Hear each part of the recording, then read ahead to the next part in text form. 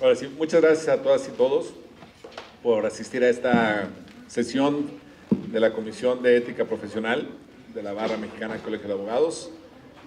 Veo muchas caras nuevas, así que bienvenidas y bienvenidos. Me presento, yo soy Pablo Reyes, el coordinador.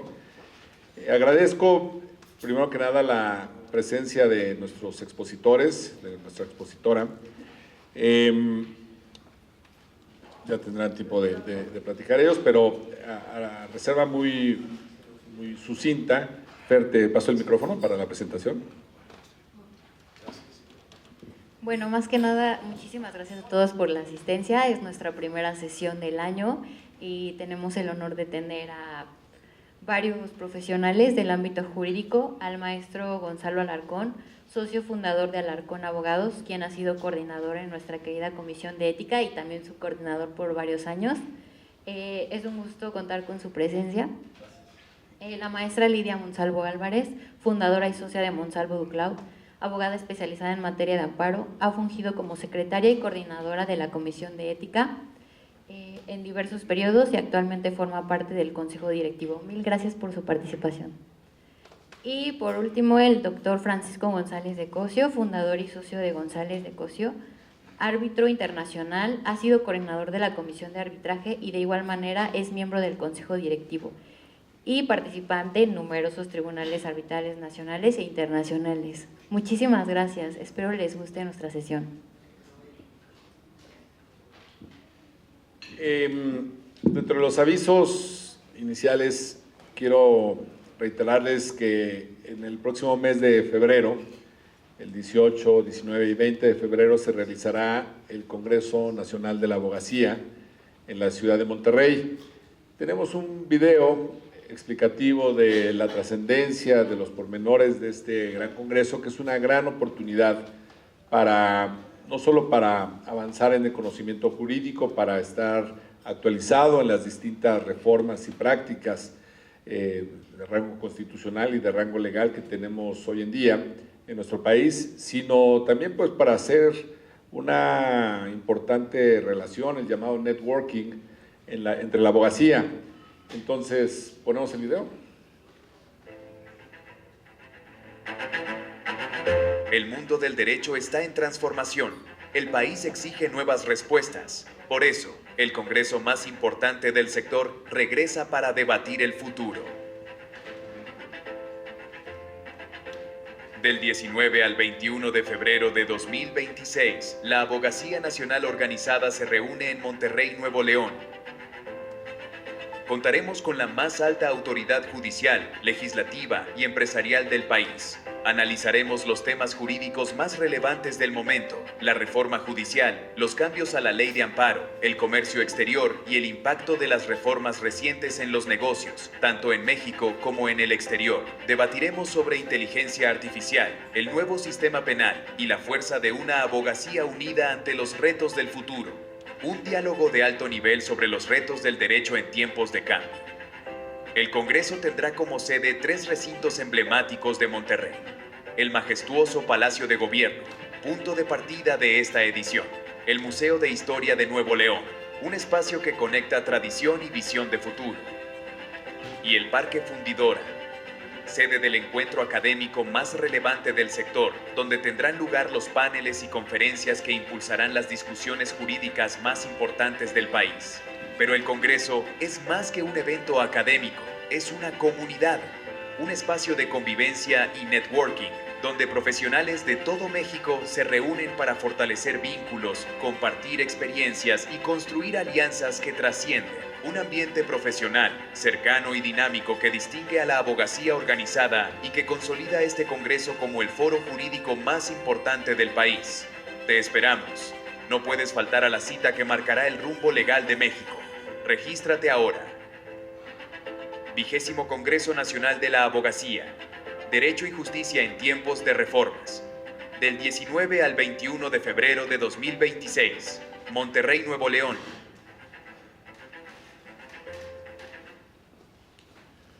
Y pues no es que sea un truco de venta, pero hoy es el último día donde aplica un descuento muy importante en el precio, en la adquisición de la entrada al Congreso.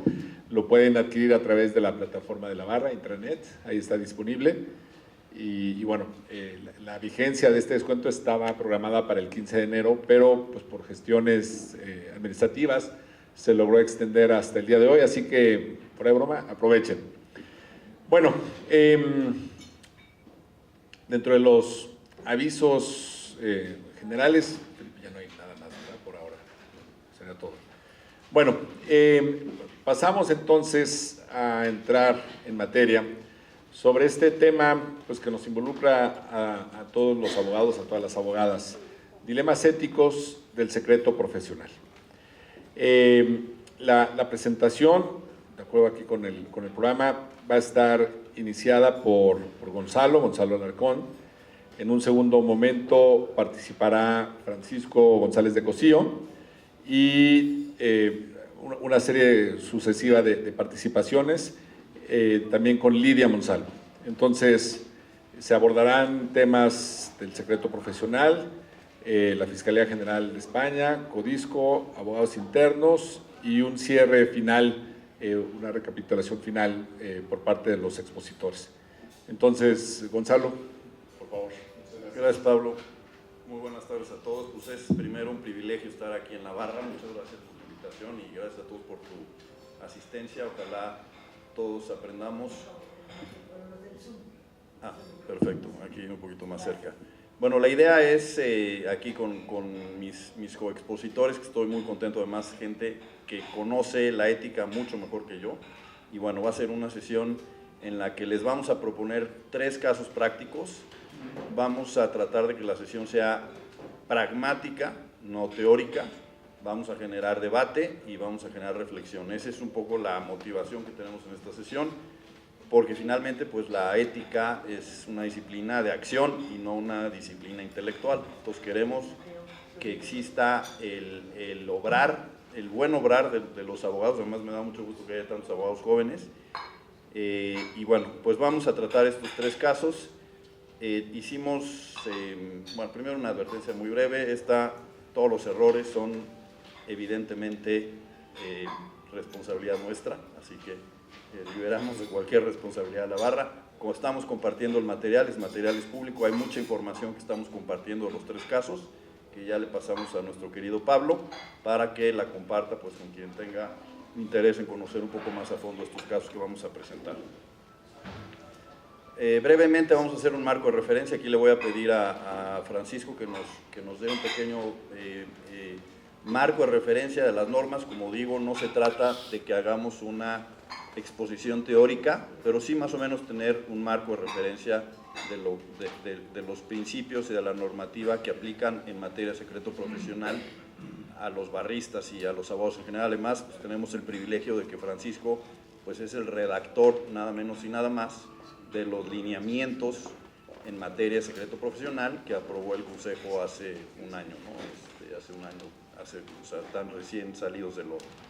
Pues listo, pues adelante, don Francisco, si quieres. Gracias, Gonzalo, por tus palabras introductorias. Un placer estar contigo, con Lidia aquí. Pablo, muchas gracias. Los coordinadores, amigos barristas, gracias por acompañarnos. Lo que dice Gonzalo es totalmente cierto. Hay un esfuerzo de la barra que lleva algunos años dedicándole mucho tiempo de muchos barristas para hacer un régimen de secreto profesional. El antecedente es sentir que el régimen mexicano de secreto profesional ya no es adecuado con la realidad de muchas cosas que se están viviendo, y en paralelo a eso ocurrió un evento que fue la mecha que avivó mucho interés, y es que las disposiciones regulatorias del derecho a la competencia económica establecen que el secreto profesional existe en ciertos casos y no existe en otros. Como vamos a ver el dilema más adelante, no me adelanto en eso, pero solo para que sepan lo que ha hecho la barra, se creó un grupo de trabajo conformado por Gonzalo Alarcón, por Cuauhtémoc Recendis, por Francisco Riquelme y yo. Llevamos varios años estudiando todo el derecho que pudimos, derecho comparado, y hicimos una decantación de ello. Estudiamos 6 jurisdicciones, incluyendo Estados Unidos, europeo, francés, alemán, inglés, peruano, que tiene un régimen curioso porque está en la Constitución. Es interesante que el secreto profesional se vea como derecho constitucional. Y lo que hicimos fue depurar un resultado de los principios más aceptados. y primero empezó, como dijo Gonzalo, con unos lineamientos que hace un año y medio la Junta de Honor adoptó como un criterio de observancia obligatoria del Código de Ética en materia de secreto profesional, es decir, ya nos vinculan a todos, y que después de eso se decidió dar 2 pasos adicionales sucesivamente. Primero, crear un reglamento y luego una iniciativa de ley que aborde no solo secreto profesional cliente-abogado, sino otras áreas, como son el secreto que debe existir y la protección de las comunicaciones entre los cónyuges, entre el fiel y su guía espiritual, entre el periodista y sus fuentes, entre el paciente y el médico, y ese régimen que se presenta como una iniciativa ante el Congreso. Ese es el plan de acción, y el estado que tiene es que, como mencioné, los lineamientos ya llevan un año y medio de ser aprobados, y luego se trabajó en el reglamento se hizo un proyecto que ha sufrido ya 3 revisiones y está en vías de tener lugar la última revisión. Ya se había aprobado por consejo en septiembre o octubre, ¿sabes? Septiembre, y se decidió volver a mandarla a la Junta para que le eche un ojo adicional, y la Junta ha tomado como importancia en la materia el cuidado de hacer más comentarios. Ya lo recibimos, bienvenidos, estamos en la rectita final de tener un reglamento que se tiene la intención de hacerle muchísima difusión, que sentimos que es una gran aportación la que está haciendo la Barra Mexicana del Colegio de Abogados, que regula básicamente 2 disciplinas, y son 2 disciplinas distintas que es fácil confundir, pero que tienen una protección distinta. La primera es el secreto profesional y la segunda es el producto del trabajo jurídico. Mientras que el primero es absoluto, y esa es una aseveración que investigamos mucho y que en la coyuntura del mundo que está viviendo puede ser discutible, y vale la pena en foros como este. Me fascinó cuando Gonzalo y Lidia tuvieron la idea de hablar de dilemas, porque llevamos esto al siguiente nivel, de qué significa que es absoluto, qué significa que no haya ninguna, como dicen en inglés, countervailing consideration para franquear el secreto profesional. No existe. Incluso hace algunos años en el IBA, en el International Bar Association, se puso una lupa si debe ceder ante terrorismo, por ejemplo, y se concluyó que no, es absoluta. La importancia que tiene el secreto profesional es tal como una cuestión de Estado de Derecho, y es una cuestión agregada de Estado de Derecho. Esto coincide en todos los regímenes que consultamos, es tal que merece ese nivel de protección. Y eso es secreto. Y luego está el producto del trabajo jurídico, que es aquella investigación que haces para representar a un cliente, y esa es una protección limitada, especialmente temporalmente.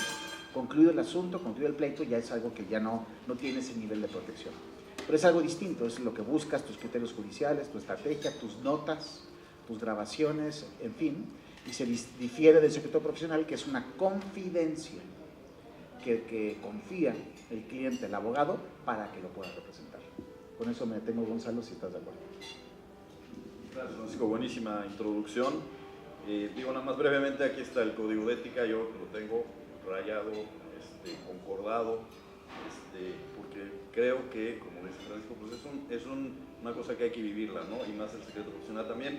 Digo, aquí un poco para los consejeros, me encontré este material, que es una compilación de normativa en materia ética profesional del 2007. Ojalá la Barra publique nuevamente una compilación en materia de ética profesional, ya con el código, los lineamientos, el reglamento y demás disposiciones relevantes. Ojalá, digo, este es la Barra, o sea, entonces, bueno. Bueno, vamos a analizar debate, otra vez, en dilemas éticos, como dice Francisco, a ver a dónde, ahí se pone la raya, son casos extremos en donde ponen a prueba, se pone a prueba el valor del secreto profesional, y es ahí donde se pone la toma de decisiones difícil. ¿Qué hago? ¿Por qué camino me voy? Aquí una breve reflexión mitológica, que me gusta mucho la mitología. Está del lado derecho Hércules matando a un león, a la hidra, perdón, aquí está matando a la hidra, en una de esas 7 o 8 proezas que tenía Hércules, matar al león de no sé qué, y la hidra, y limpiar a los establos de no sé qué, y bueno. Conocemos esta imagen que es la típica de Hércules fuerte matando a un monstruo, ¿no? A la hidra. Pero parte de la mitología la tenemos del lado izquierdo, es otra representación pictográfica, digamos, o una pintura del Renacimiento, en donde está Hércules en la encrucijada, así se llama la pintura, Hércules en la encrucijada, y parte de esta mitología es que Hércules, siendo joven, Pues llega a esta encrucijada, encuentra dos caminos. Del lado derecho está Caquia, que es la diosa del vicio, y le señala pues un camino en donde hay delicias y hay mujeres y hay facilidad en el camino. Y del lado derecho está Arete, que es la diosa del lado izquierdo está Arete, que es la diosa de la virtud, y le enseña un camino que es su vida, es decir, un camino difícil, un camino complicado. Y en la mitología se dice que Hércules toma el camino difícil, el camino de la diosa de la virtud, de la diosa Arete, y es el camino que lo hace fuerte. Es decir, enfrentarse a esa encrucijada y tomar la decisión difícil es lo que lo hace fuerte, y por eso puede llegar a matar a la hidra pues, años después. Entonces, repito brevemente, que nos vamos a enfrentar a los dilemas. Los dilemas nos hacen fuertes, nos ponen a prueba y se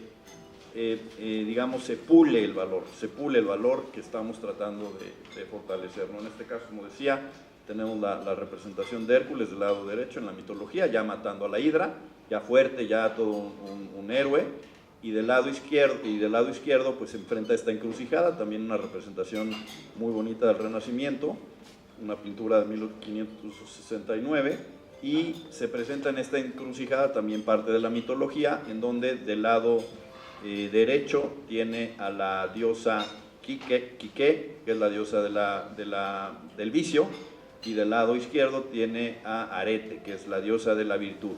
Y la diosa de la virtud le representa un camino difícil, más complicado, y del lado derecho, que tiene a la diosa Quique, que es la diosa del vicio, pues inclusive la ven ahí hasta en tono sensual, ¿no? O sea, como toma este camino más sensual y más fácil, etcétera.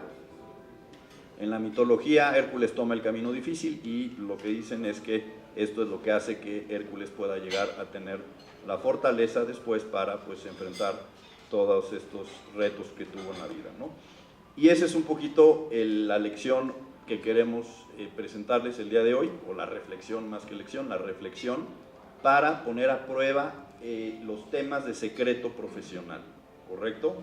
El primer caso es un caso reciente, del 2025, de España. Es un caso en donde este señor, que es el procurador, el fiscal general español, que se llama Álvaro García, reveló, o su oficina reveló, ciertos datos de un caso penal a la prensa. La prensa se enteró unas horas antes de que se había revelado esta información de un caso penal. El caso también es penal, pero evidentemente vamos a hacer la reflexión ética más que desde el punto de vista criminal. Se denunció al fiscal general, fíjense, nada menos y nada más que al fiscal general de España, por haber revelado información de un caso penal que estaba llevando en relación con un fraude fiscal del señor Alberto González Amador. Pueden ustedes ver los videos en YouTube, porque sale las audiencias que se llevaron a cabo en los juzgados españoles, y se ve cómo él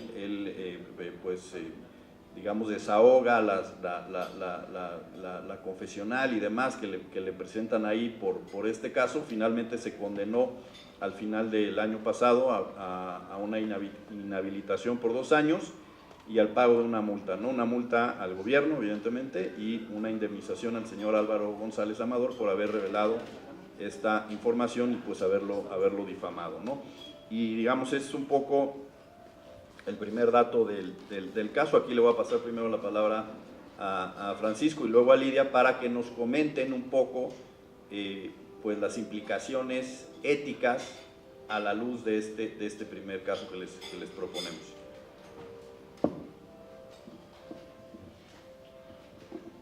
Gracias, Gonzalo. Pues es un buen ejemplo del carácter absoluto del secreto profesional y por qué debe existir. Ahí la distinción que hace el reglamento del Código de Ética de la Barra es entre cuestiones futuras y lo que no es futuro. Se entiende que es distinto que un cliente se acerque a ti y te diga, cometí un fraude fiscal, defiéndeme, a que digas, voy a cometerlo. No es lo mismo que te digan, voy a matar a alguien, a maté a alguien, defiéndeme. para el futuro no está reservado.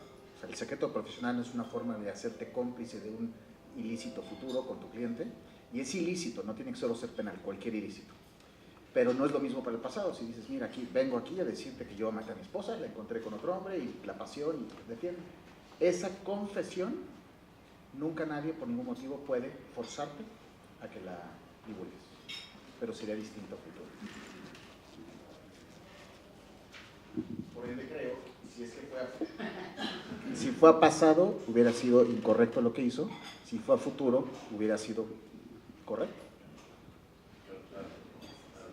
Bueno, antes de iniciar mi intervención, también quisiera expresar mi agradecimiento a la Comisión de Ética Profesional, a la cual le tengo mucho cariño, y Pablo, don Felipe y María Fernanda hacen un extraordinario trabajo en esta comisión tan importante para nuestro colegio.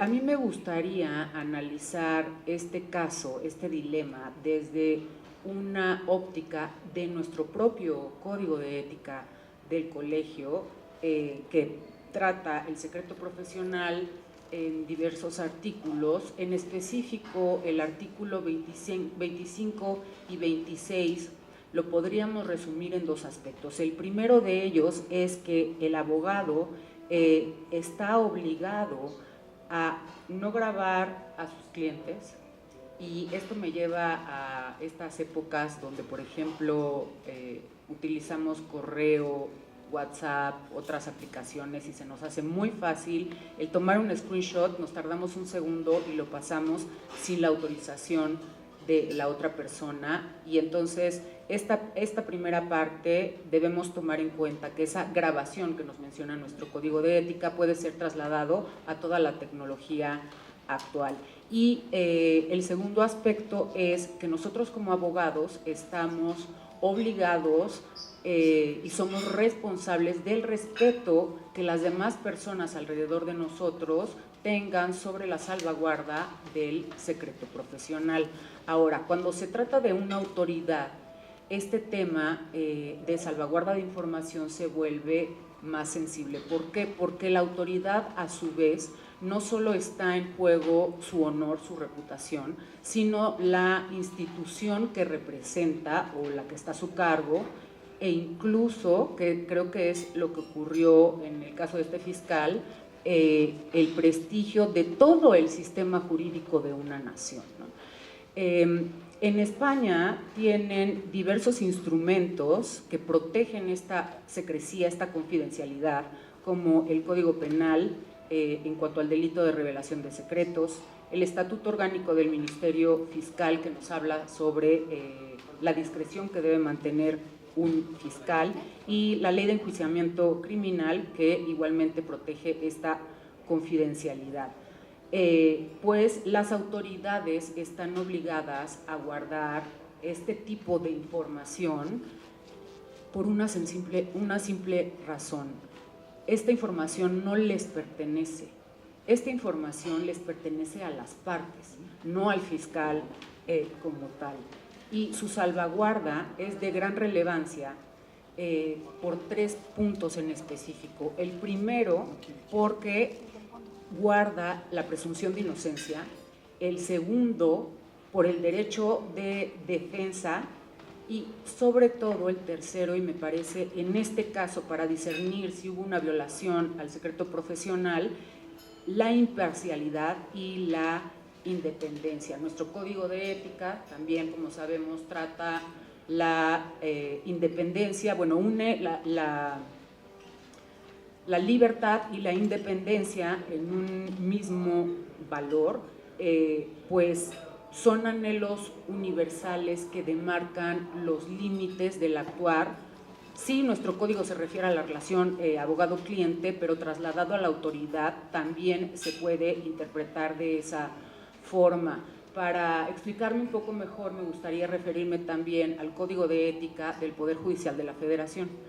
Aquí este código que nos habla de estas delimitantes que tiene toda autoridad jurisdiccional, igual lo que les anticipaba, porque no solo está en juego su prestigio profesional individual, sino de la institución y de todo el sistema jurídico, nos menciona en su capítulo primero nos habla sobre la independencia judicial, la desmenuza en varios apartados y en manera síntesis podríamos decir que es la perspectiva de juzgar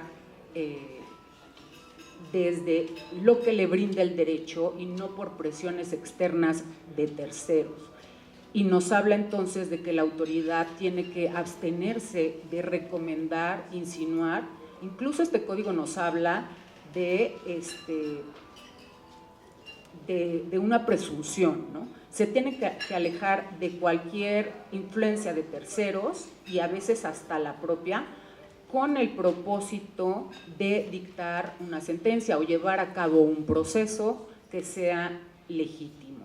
Y en el segundo capítulo nos habla también de imparcialidad, igual tiene varios apartados donde obliga a ciertos requisitos a la autoridad y podemos resumirlo como el juzgar con ausencia absoluta de designio anticipado o prevención a favor de una parte o de la otra.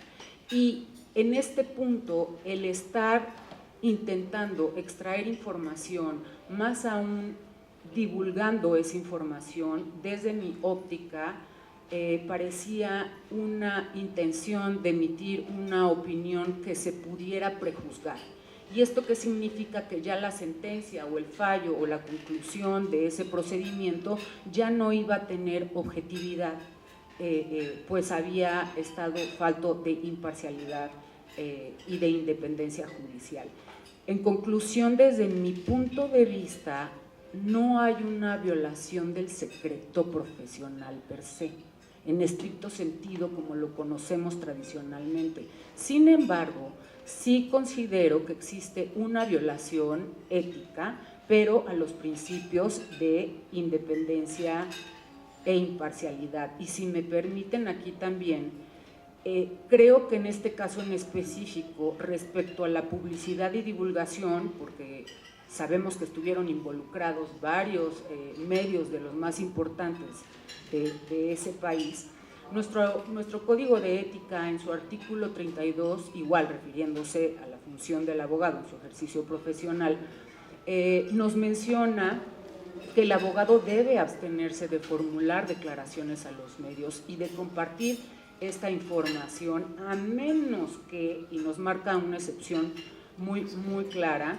que sea necesario para aclarar una cuestión que pueda afectar la imparcialidad, ya sea del proceso o del fallo.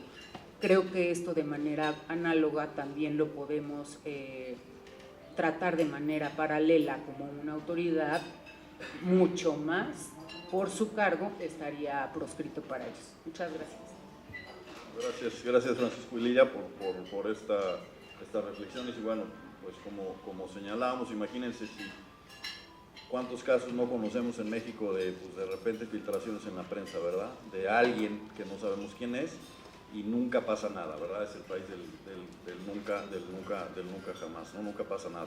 Pero bueno, es un caso de España, gracias por las reflexiones y pasaríamos al siguiente caso. Este es un caso que me encanta, es un caso que se analiza en la Universidad o la Escuela de Negocios de Harvard, como un caso muy relevante de negocios y lamentablemente no porque sea un caso de audacia empresarial o de virtud empresarial, sino al revés, todo lo contrario. Exactamente lo que no se debe hacer es lo que muestra este caso de negocios y lamentablemente pues involucra a una empresa mexicana y a un empresario mexicano que pues ya se imaginarán quién es por el nombre de la empresa, pero bueno, la empresa es TV Azteca. El caso es totalmente público, lo estamos ahí anexando el material. La barra de Nueva York, en un material que les ponemos, o que les compartimos aquí al coordinador, hizo un análisis de 9 escándalos corporativos en donde se involucraban abogados. Uno de esos escándalos es el caso de Codisco y TV Azteca. Está muy bien relatado el tema de lo que sucedió. Vale la pena leer ese material, además es un memorándum de la barra de Nueva York muy bien hecho sobre lo que es integridad y ética empresarial. Y el caso es como sigue. Bueno, aquí está el reporte, ahí está la liga y de la New York Bar Association, de la barra de Nueva York, perdón, y habla de estos casos. Es un reporte de 2005, creo que si la memoria no me falla, cuando hubo los grandes problemas corporativos de Enron, WorldCom, y entre otros, pues el tema de Codisco, ¿no? El contexto es el siguiente.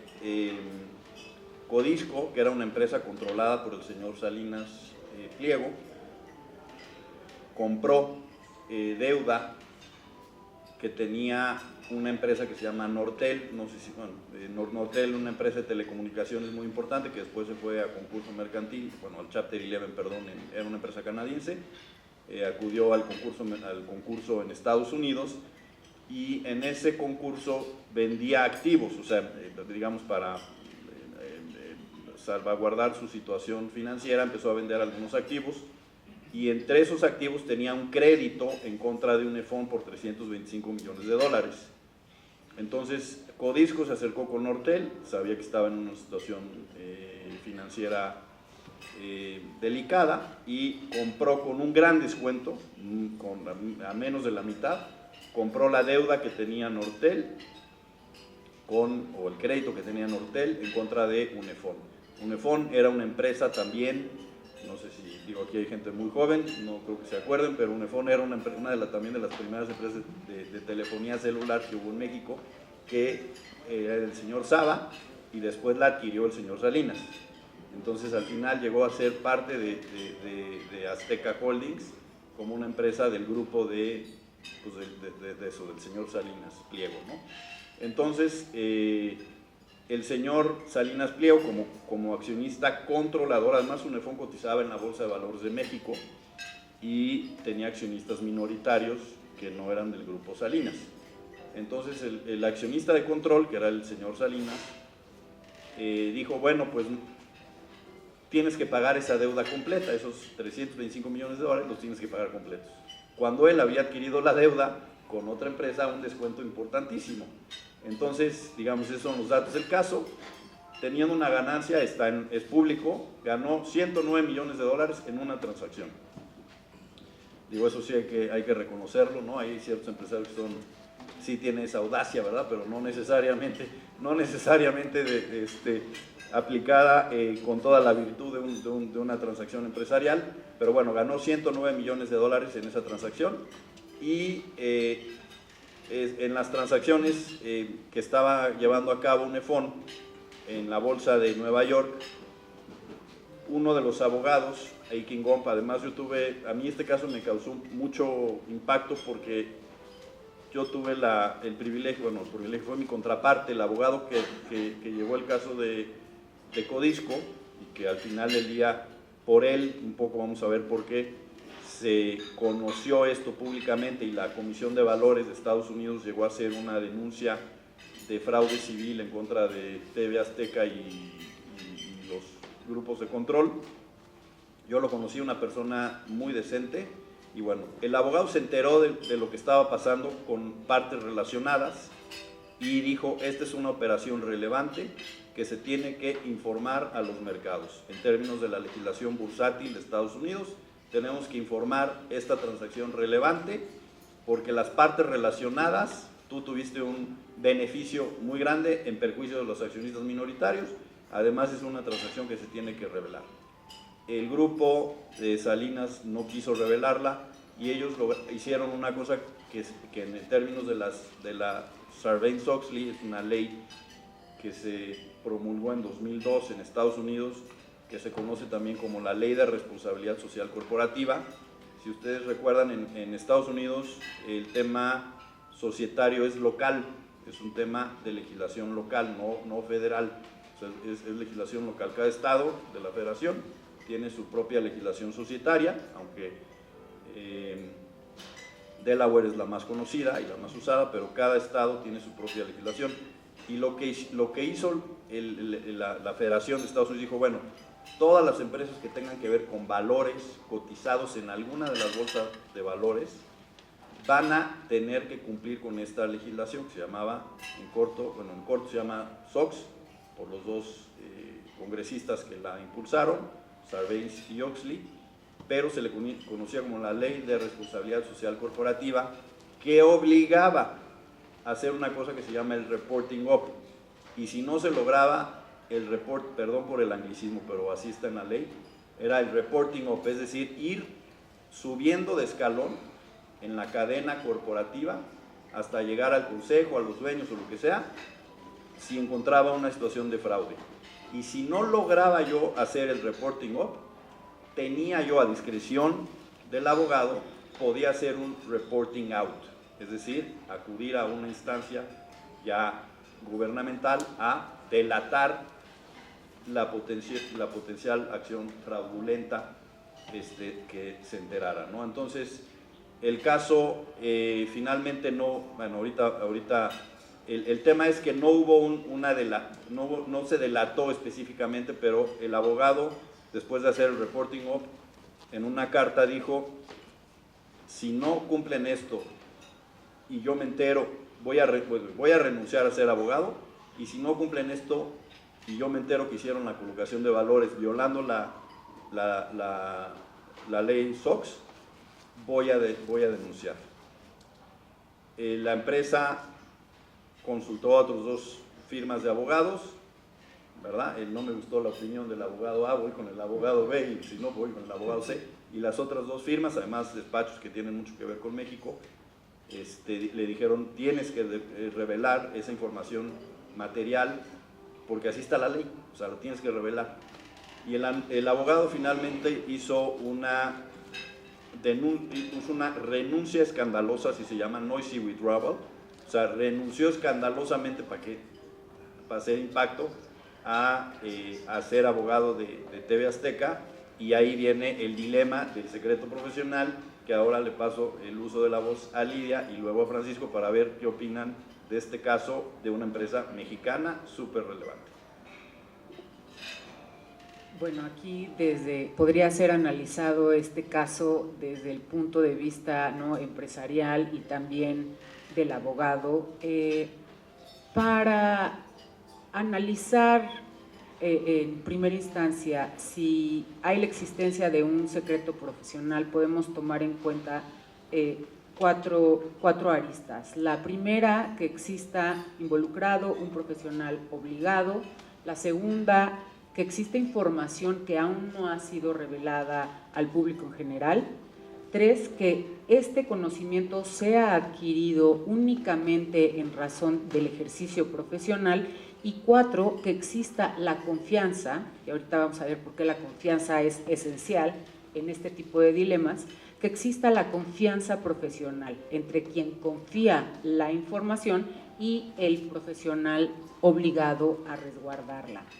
Aquí me gustaría primero mencionar otro principio, que es el de lealtad, que también, por supuesto, aborda nuestro código de ética, que significa respeto a la ley, y es la salvaguarda no solo de la información, sino de los intereses de mi cliente, de los intereses que me sean encargados en el ejercicio de mi profesión, haciendo siempre el uso de medios legítimos. Y esa lealtad se escucha muy bonito a nivel teórico, pero está intrínsecamente relacionada con mi prestigio. ¿Y qué es el prestigio en la abogacía? Es la estima pública de mi actuar, no solo de mis clientes, de mis colegas, de las autoridades, incluso de mi contraparte. Y no es posible traicionar esta información confiada, ni traicionar esos intereses confiados, porque invariablemente impactará y destruirá la confianza que tienen los demás en mí. Si nos ponemos a reflexionar un poco, todas las relaciones del abogado están basadas en el principio de confianza. Si ustedes se ponen a analizar la relación que tienen con las autoridades, quienes son litigantes, se basan en la confianza, igual con sus colegas y de sus clientes, eso sin duda alguna.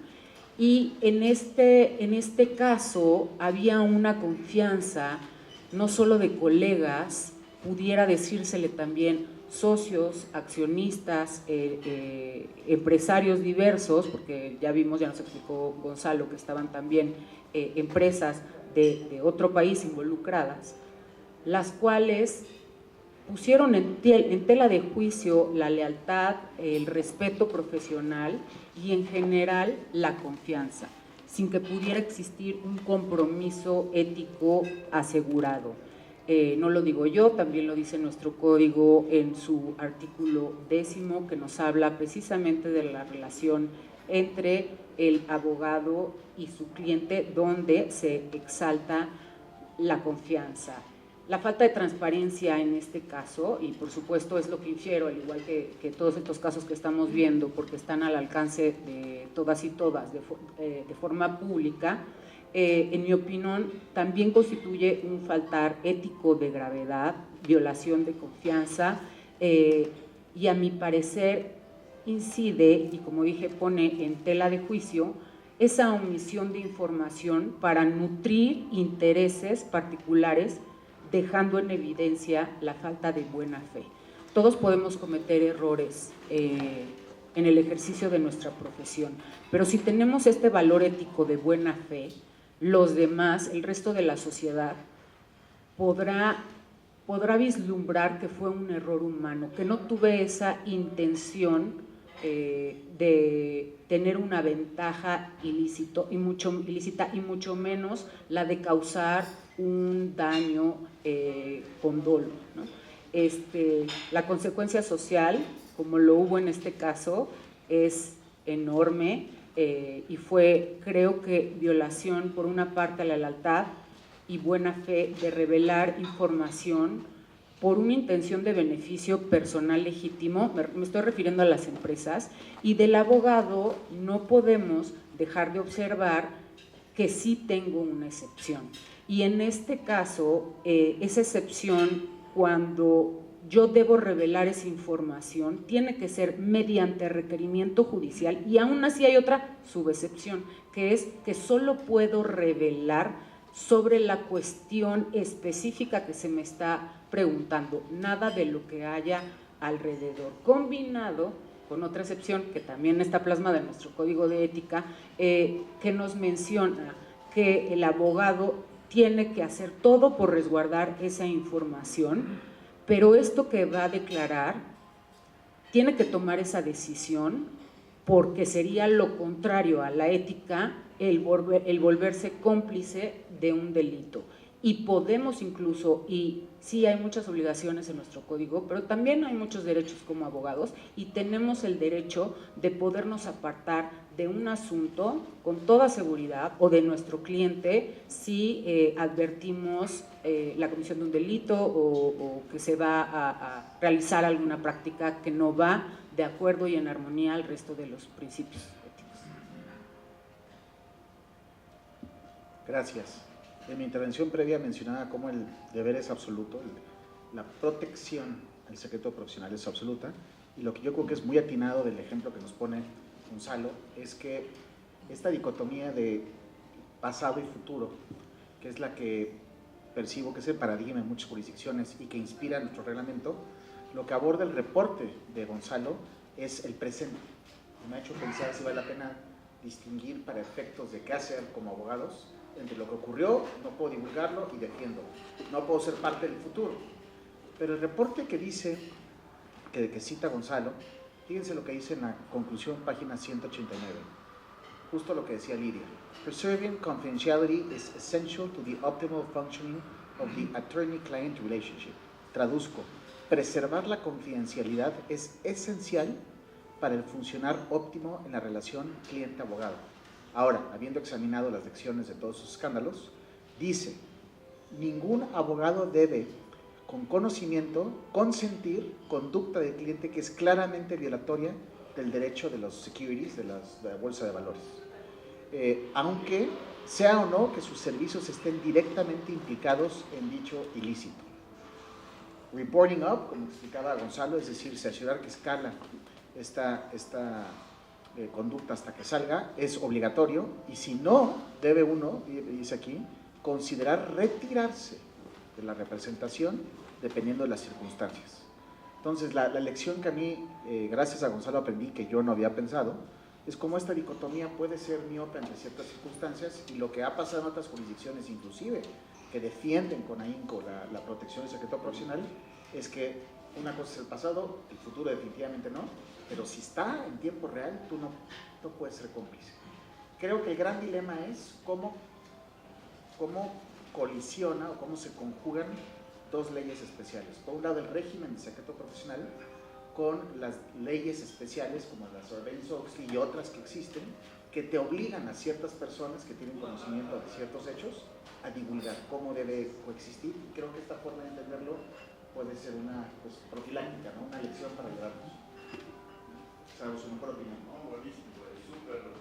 Muchas gracias, Francisco, Lidia, por las reflexiones buenísimas, me encanta. Bueno, pues era eso, debate, no necesariamente, también tuvimos algunas charlas previas y no necesariamente coincidimos en todo, pero aquí, bueno, creo que estamos totalmente alineados. Todo esto tiene que ver con la teoría de los gatekeepers, la cultura de la legalidad. Acuérdense que la Barra participó también en la redacción del Código de Integridad y Ética Empresarial del Consejo Coordinador Empresarial.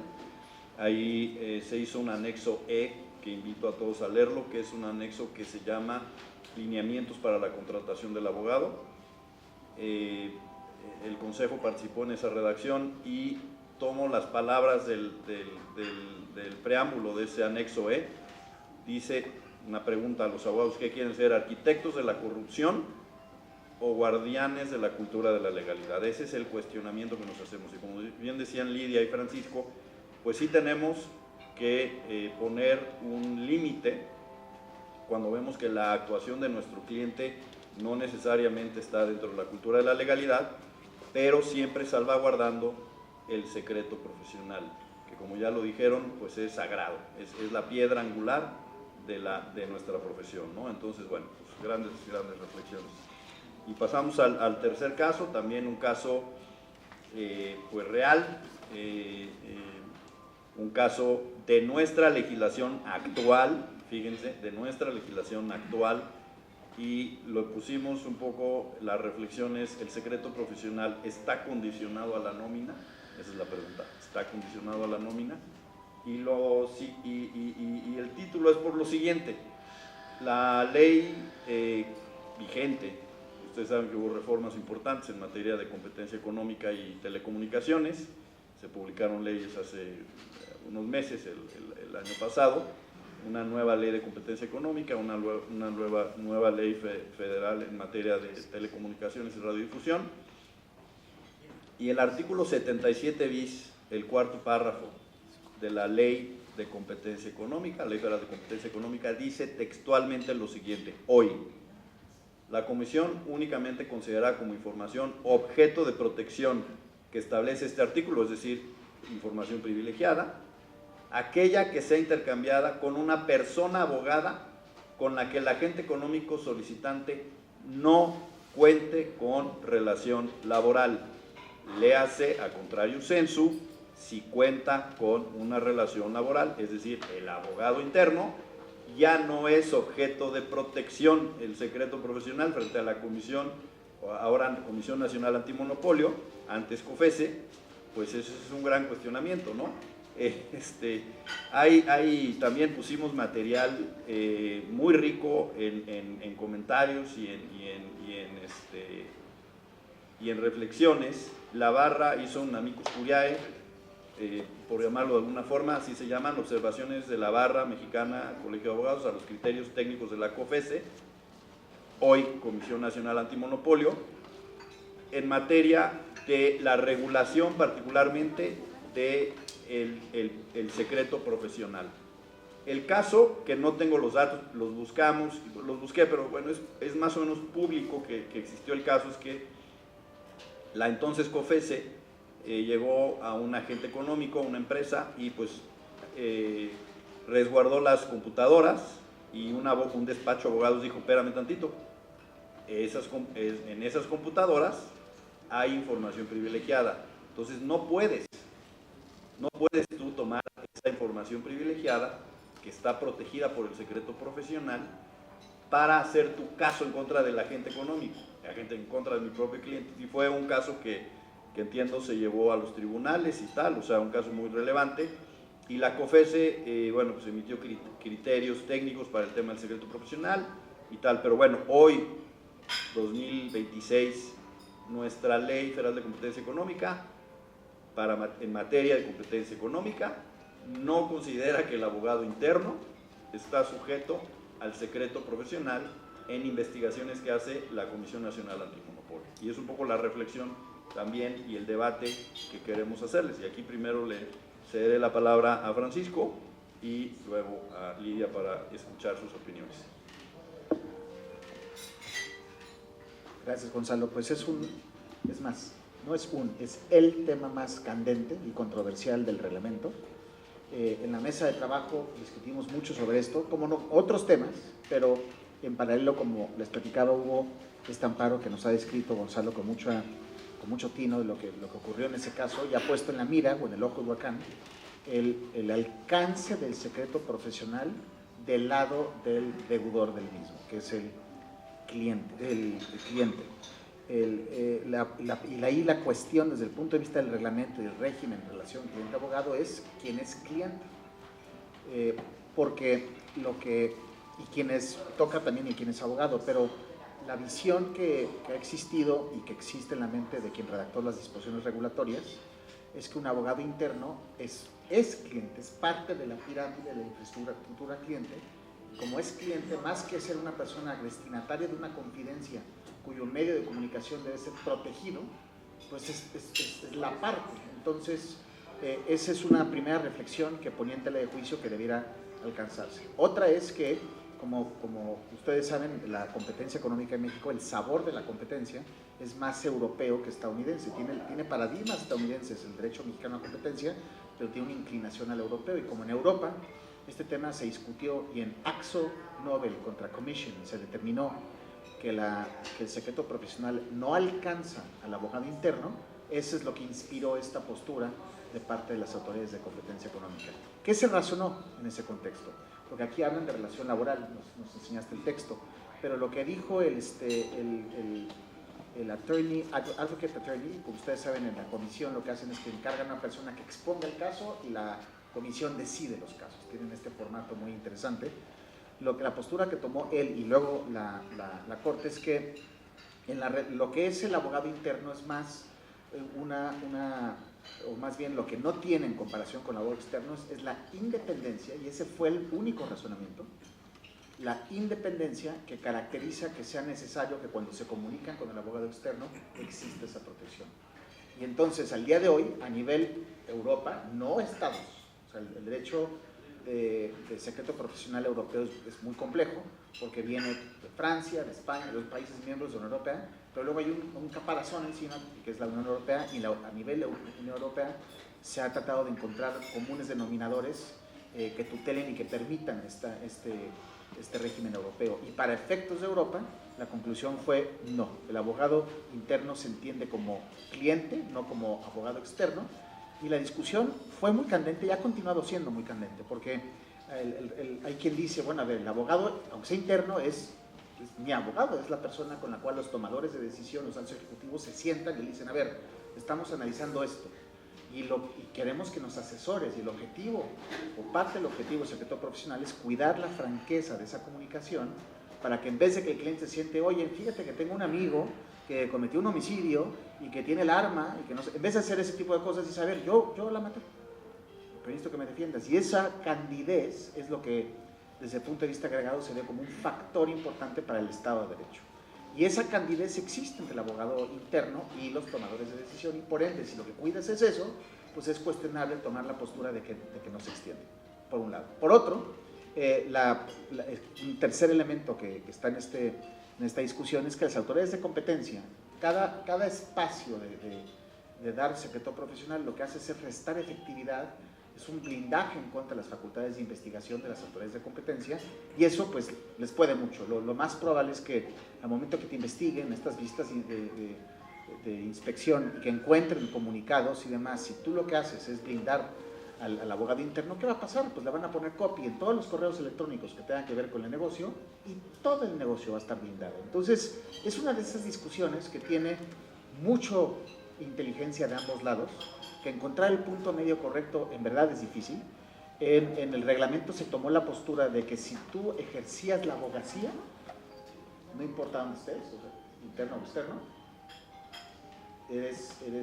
tienes protección del secreto profesional.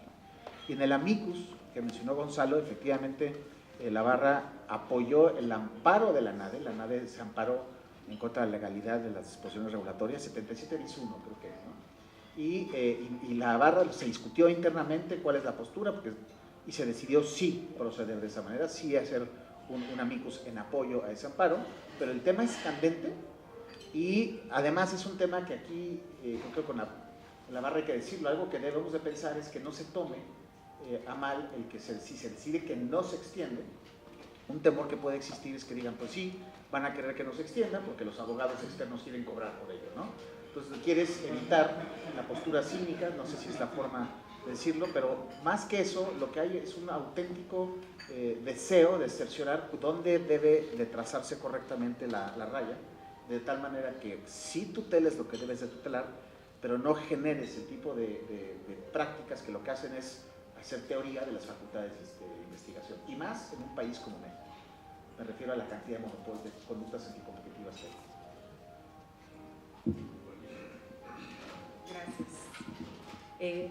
Hablando también de los criterios, les quisiera leer el último de la COFESE, bueno, referente a la COFESE, es una jurisprudencia en materia constitucional y administrativa 2025, nuestra segunda sala determina que las comunicaciones generadas en las diferentes herramientas de trabajo que comprenden información de los agentes económicos relacionados con actividades y operaciones de su objeto social no están amparadas por el derecho a la inviolabilidad de las comunicaciones privadas, y estoy de acuerdo que han habido dimes y diretes de qué es confidencialidad, qué es privado, qué si es secreto profesional.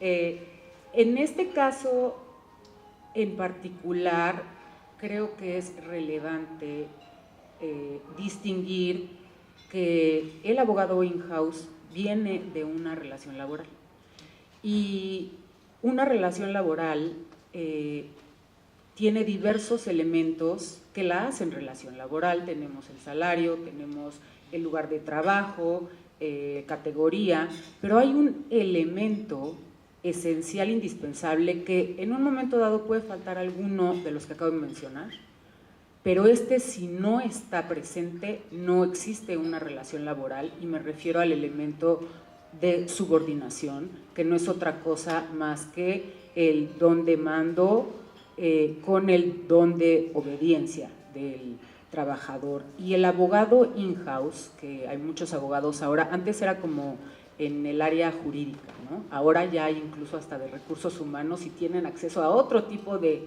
información más allá de la jurídica.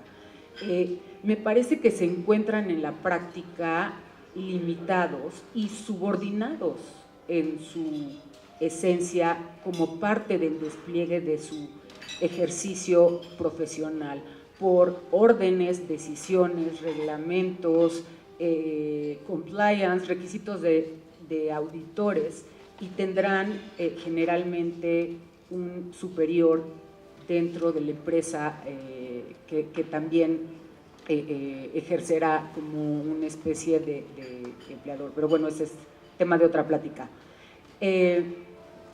Y me parece que sí debe haber una diferencia por este elemento característico. Entonces, yo sí creo que como abogado in-house podemos decir que si bien tengo que proteger el secreto profesional, puede haber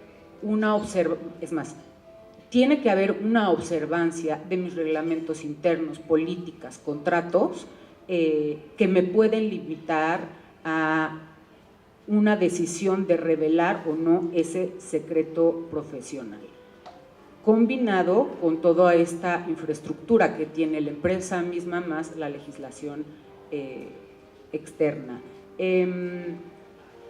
Y creo que también es muy importante distinguir hasta dónde podría llegar, hasta dónde se podría exceptuar. Lo quisiera abordar porque Francisco decía en la primera intervención que sí como abogado puede concluir la protección de este secreto, no, de esta recaudación de información derivada de mi ejercicio jurídico cuando termino el asunto.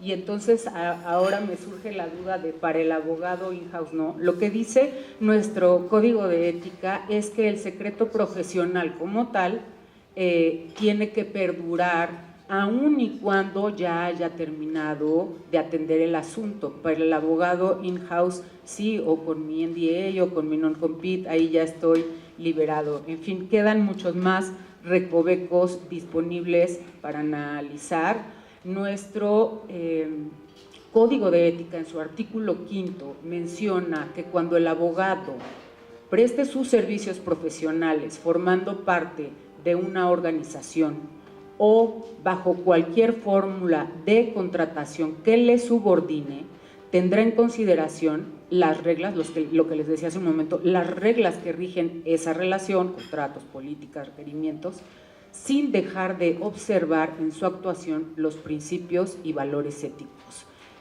¿Y cuáles son estos principios y valores éticos que debemos practicar en su conjunto? La diligencia, la probidad, buena fe, libertad e independencia, justicia, lealtad, honradez, dignidad y respeto. Muchas gracias, Lidia y Francisco, por sus grandes aportaciones a este tema. Nuevamente un debate, un tema de dilema, hasta dónde llega el abogado interno, sí, no, etcétera. Ya lo expusieron aquí muy bien. Vamos a hacer una breve ronda de reflexiones finales, si nos los permiten, y si tiene a bien aquí nuestro coordinador así aceptarlo, pues sería una siguiente ronda de preguntas y sugerencias, tal vez, ¿no? Yo quisiera decirles nada más, un poco repitiendo lo que ya dijeron Lidia y Francisco, este tema es de la mayor relevancia, es fundacional, lo pusimos ahí, no es un principio fundamental, es un principio fundacional de la abogacía. La abogacía es estar enfrente de otra persona, el cliente. Está bien que escribamos libros, que demos clases, que hagamos contratos, pero la abogacía se resume a un punto fundamental, estar enfrente de otra persona, física o moral. Siempre la persona moral va a ser a través de sus representantes, pero la abogacía es eso, estar enfrente de otra persona. Y esa otra persona requiere toda la confianza para poder decirnos todo lo que quiera decirnos del caso. A veces son problemas imaginarios. Oye, tengo este problema y no sé qué hacer. No te preocupes, no es un tema legal, pero está protegido por el secreto profesional. Es un principio, dice la doctora Ángela Parisi, que pues es, ustedes saben, miembro honorario de este colegio y además pues es una gran amiga de la Comisión de Ética, ojalá venga pronto a México, es española. Dice que el secreto profesional es habilitante de la diligencia profesional. Si ustedes leen el código, el primer principio de nuestro código es la diligencia profesional. El secreto profesional es habilitante de ese primer principio. Yo le digo a mis abogados que pues leamos, no leamos, vivamos este código. Ese es el manual de excelencia profesional. No es un código de ética, es un manual de excelencia profesional. Entonces, qué bueno que la barra siga trabajando en el secreto profesional. Están haciendo un gran trabajo los consejeros y la barra en este sentido. Creo que estamos muy adelantados. Me da muchísimo gusto saber que se está trabajando ahora en el reglamento y demás. Y bueno, me quedo nada más con esta reflexión final que me gusta mucho hacer cuando hablo de ética, porque es una frase de un querido maestro que en paz descanse, don Carlos Sánchez Mejorada, que decía: la ética profesional nos debería enseñar la verdadera ruta en las encrucijadas. Otra vez el tema de Hércules, ¿no? Pero a veces esta no es la ancha carretera recta bien pavimentada, sino la senda más difícil y erizada, llena de obstáculos, la que nos conducirá a un buen destino. Normalmente cuando nos encontramos ante un dilema ético, cuando vemos que la opción nos va a doler o nos va a costar más trabajo, normalmente esa es la buena opción. Entonces, bueno, pues les agradezco mucho y bueno, pues seguramente en unos minutos más estaremos teniendo también interacción de ustedes, que un poco la idea era generar debate, ¿no? Y le paso la palabra a Lidia. En 10 segundos para escuchar preguntas y observaciones. Yo los invito a que se adentren al reglamento, está haciendo la barra, porque es una disciplina que Gonzalo no me dejará mentir, cuántas reuniones tuvimos, cuántos escenarios difíciles y peculiares. Lo que enseña cuando estudia esta disciplina es que es muy de vestir pulgas, es muy, a veces hasta contraintuitiva. Entonces, lo que se ha hecho en el reglamento es colmar un espacio que necesitaba la práctica mexicana ser colmado, y la forma en que se hizo fue la que expliqué, y les recomiendo que se adentren en él porque pronto ya va a ser obligatorio para todos los barristas y que existe esta intención de convertirlo en ley. Gracias por... Y felicidades por ese arduo trabajo. Como conclusión, a mí me gustaría decirles que en el ejercicio de su profesión siempre van a tener dilemas éticos, abogados in-house, autoridades, el papel que desempeñen dentro de sus funciones. Me voy a permitir citar a nuestro Premio Nacional de Jurisprudencia, el doctor Cuauhtémoc Recendis, que da una excelente solución en la práctica, y es el repasar cuando tengamos una duda, el repasar nuestros principios y valores. Si yo veo que esa conducta que voy a desplegar, esa información que voy a revelar, cómo voy a contestar la demanda, cómo me voy a comportar con mis colegas, hasta cómo me voy a vestir en el ejercicio de mi profesión. Si yo veo que se va a violar o que estoy en duda con alguno de esos principios, seguramente mi comportamiento, mi actuar, no estará tan apegado a un comportamiento ético. Si cumple con todos y tengo esa buena fe de que así debe ser y que estoy convencida de que mi comportamiento es el adecuado, entonces estaré confiada de que estoy desplegando una conducta ética. Muchas gracias. Muchas gracias, Pablo. Bueno, pues un aplauso a los expositores, a las expositoras.